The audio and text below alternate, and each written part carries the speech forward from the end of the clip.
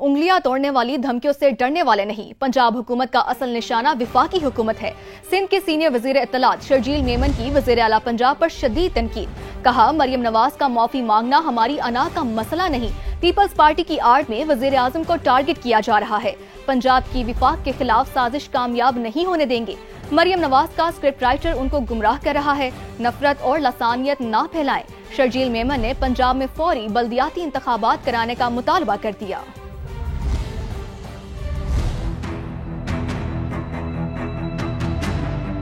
ہمیں دھمکیاں مل رہی آپ کی انگلیاں توڑ دیں گے. جو ان کے آپسی ایشوز ہیں پرائم منسٹر صاحب کے ساتھ یا وفاقی حکومت کے ساتھ, اس کو ہماری آڑ میں شاید اس کو سیٹل کرنے کی کوشش کی جا رہی ہے, یا ایسا ماحول پیدا کرنے کی کوشش کی جا رہی ہے کہ ہم جو ہے وہ وفاقی حکومت کو سپورٹ نہ کریں, تو جس میں وفاقی حکومت کو کوئی پرابلم ہو. لیکن ہم پنجاب حکومت کی یہ سازش جو کہ وفاقی حکومت کے خلاف کی جا رہی ہے, اس میں ہم ان کو کامیاب ہونے انشاءاللہ تعالی نہیں دیں گے. قصور ان کا نہیں ہے. جو ان کا اسکرپٹ رائٹر ہے وہ ان کو غلط راہ پہ لے کے جا رہا ہے. خواجہ آصف صاحب جو بات کر رہے ہیں وہ آپ کو سمجھ میں نہیں آ رہی. خواجہ آصف صاحب کی گفتگو بھی دیکھ لیں گے وہ کیا کر رہے ہیں. ہم سیاست نہیں کر رہے, ہم جینوئنلی اپنے پنجاب کے ان بھائیوں کے لیے, ان بہنوں کے لیے پریشان ہیں. سیاست وہ لوگ کر رہے ہیں جو اس موقع پہ بھی بسکٹ کے ڈبے میں اپنی تصویر ڈال دیتے ہیں. سیاست وہ لوگ کر رہے ہیں جو اس وقت آٹے کے تھیلے پہ اپنی تصویر ڈال دیتے ہیں, جو صرف اور صرف کام کم اور ٹک ٹاکس میں زیادہ فوکس کر رہے ہیں. ہمارا مطالبہ ہے کہ پنجاب میں فوری طور پر بلدیاتی انتخابات کو کرایا جائے. وزیر اطلاعات پنجاب عثمان بخاری نے شرجیل میمن کا بحث کا چیلنج قبول کر لیا. کہا کہ آپ خود آئیے گا, کسی پراکسی کے پیچھے مت چھپیے گا. پنجاب کے سیلاب متاثرین پر سیاست کا بیانیہ ناکام ہو گیا. کیا آپ کو سیاست کے لیے وزیر اعظم نے کہا تھا؟ آپ خود وفاق اور پنجاب کے خلاف سازش کر رہے ہیں, صوبے کے معاملات میں گھس کر مداخلت کر رہے ہیں. آپ کون ہیں جو پنجاب کو حکم دیں؟ شرجیل میمن اپنے حکم اور مشورے اپنی جیب میں رکھیں. جب آپ سے آپ کی کارکردگی پوچھی جاتی ہے تو صوبائیت کارڈ کھیلنا شروع کر دیتے ہیں.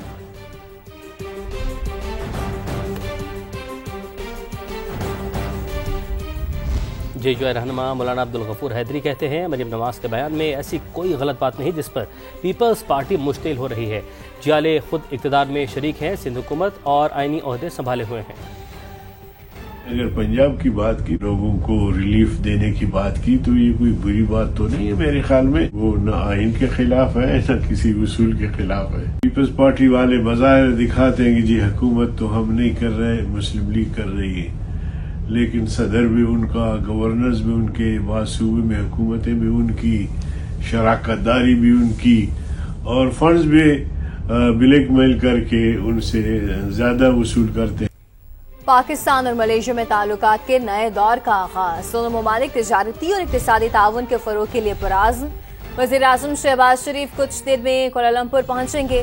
کہتے ہیں کہ برادر اسلامی ملک کی قیادت کے ساتھ تجارتی اور اقتصادی امور سمیت مختلف شعبوں میں تعاون بڑھانے پر بات ہوگی. نائب وزیر اعظم اسحاق ڈار, وفاقی وزیر اطلاعات و نشریات عطا طارق, معاملے خصوصی طارق فاطمی بھی وزیر اعظم کے ہمراہ ہیں. شہباز شریف میزبان ہم منصب انور ابراہیم کی دعوت پر ملیشیا کا دورہ کر رہے ہیں. دونوں وزراء اعظم کی 1-on-1 ملاقات اور وفود کی سطح پر مذاکرات ہوں گے. مختلف شعبوں میں تعاون کے معاہدوں اور مفاہمتی یادداشتوں پر دستخط بھی کیے جائیں گے. وزیر اعظم شہباز شریف نے ایکس پر پیغام میں کہا کہ ملیشین وزیر اعظم کے ساتھ تجارتی اور اقتصادی امور کے ساتھ مختلف شعبوں میں تعاون بڑھانے پر بات ہوگی. اہم عالمی اور علاقائی امور پر بھی تبادلہ خیال کیا جائے گا. وزیر اعظم نے کہا کہ پاکستان اور ملیشیا کے تعلقات فروغ پاتے رہیں گے. آگے بڑھیں, آپ کو بتائیں کہ بھارت نے اب جارحیت کی تو اپنے طیاروں کے ملبے میں دفن ہوگا. اسکور 6-0 سے کہیں زیادہ ہوگا. وزیر دفاع خواجہ آصف کا دشمن کو 2 ٹوک پیغام. ایکس پر پیغام میں لکھا کہ پاکستان اللہ کے نام پر بنی ریاست ہے, ہمارے محافظ اللہ کے سپاہی ہیں. بھارتی فوجی اور سیاسی قیادت کے بیانات اپنی خاک میں ملی ساکھ کو بحال کرنے کی ناکام کوشش ہے.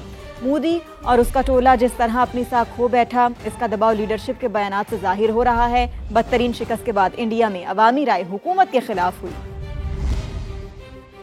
بھارتی ادویات ساز کمپنیاں ادویات کے نام پر زہر بیچ چلیں گی. ریاست مدھیہ پردیش میں کھانسی کا شربت پینے سے 9 بچے ہلاک ہو گئے ہیں.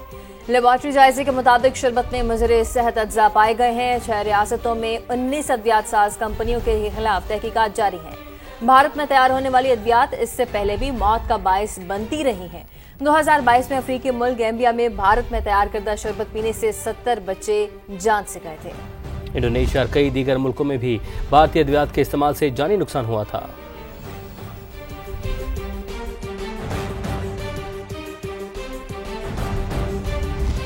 اب آپ کو بتائیں کہ غزہ امن منصوبے پر پاکستان سمیت 8 عرب مسلم ممالک کا مشترکہ اعلامیہ جاری کر دیا گیا۔ صدر ٹرمپ کے پیس پلان پر حماس کے مثبت رد عمل کا خیر مقدم کیا گیا۔ اسرائیل سے جنگ بندی کا مطالبہ قابل ستائش قرار دیا گیا ہے۔ اعلامیہ پاکستان، سعودی عرب، ترکیہ، قطر، اردن، انڈونیشیا، UAE اور مصر نے جاری کیا ہے۔ اعلامیہ کے مطابق حماس کی جانب سے قیدیوں کی رہائی پر رضامندی کو سراہتے ہیں۔ پیس پلان پر عمل درآمد کے لیے فوری مذاکرات شروع کیے جائیں۔ عرب مسلم ممالک عمل درآمد کے لیے اپنا کردار ادا کریں گے۔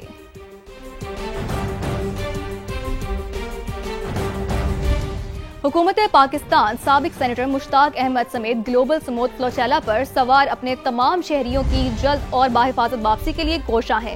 ترجمان دفتر خارجہ کہتے ہیں کہ عالمی شراکت داروں کے ساتھ مسلسل رابطے میں ہے۔ حکومت اپنے تمام شہریوں کے تحفظ کے لیے پرعزم ہے۔ اسلام آباد سے دیکھیے رپورٹ۔ غزہ کے مظلوموں کے لیے انسانی امداد لے جانے والے بین الاقوامی قافلے میں شامل رضاکاروں کی صہیونی فورسز کی جانب سے گرفتاریاں۔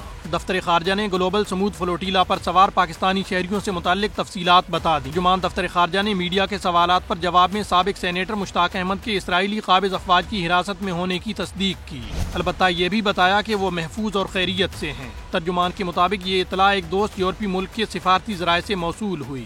مقامی قانونی طریقہ کار کے تحت سابق سینیٹر مشتاق احمد کو عدالت میں پیش کیا جائے گا۔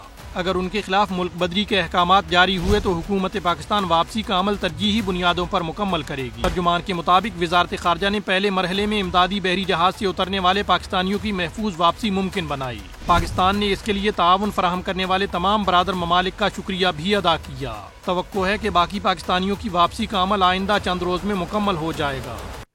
خبر یہ ہے کہ گلوبل سمود فلوٹیلا کے 137 شرکاء اسرائیلی قید سے رہا ہو کر استنبول پہنچ گئے۔ امریکہ، اٹلی، برطانیہ، اردن اور دیگر ممالک کے شہری شامل ہیں۔ رضاکاروں نے میڈیا کو بتایا کہ اسرائیل نے ان کے ساتھ جانوروں جیسا سلوک کیا۔ گریٹا تھنبرگ کو تشدد کا نشانہ بنایا گیا، انہیں گھسیٹا گیا، صہیونی جھنڈا چومنے پر مجبور کیا گیا۔ بدترین رویے پر کئی قیدیوں نے بھوک ہڑتال کر دی۔ اسرائیلی قید سے گلوبل سمود فلوٹیلا کے شرکاء کی رہائی۔ 137 رضاکار خصوصی طیارے میں ترکیہ پہنچ گئے۔ استنبول ایئرپورٹ پر رضاکاروں کا پرتپاک استقبال کیا گیا۔ امریکی رضاکار ونڈ فیلڈ کے مطابق گریٹا تھنبرگ پر تشدد کیا گیا، انہیں اسرائیلی پرچم میں لپیٹ کر شدت پسند وزیر کے سامنے پیش کیا گیا۔ ملائیشین رضاکار ایلیا کے مطابق اسرائیل نے فلوٹیلا کے شرکاء سے جانوروں جیسا سلوک کیا، صاف کھانا اور پانی تک نہیں دیا گیا۔ 300 سے زائد رضاکار بدستور اسرائیلی جیلوں میں قید ہیں۔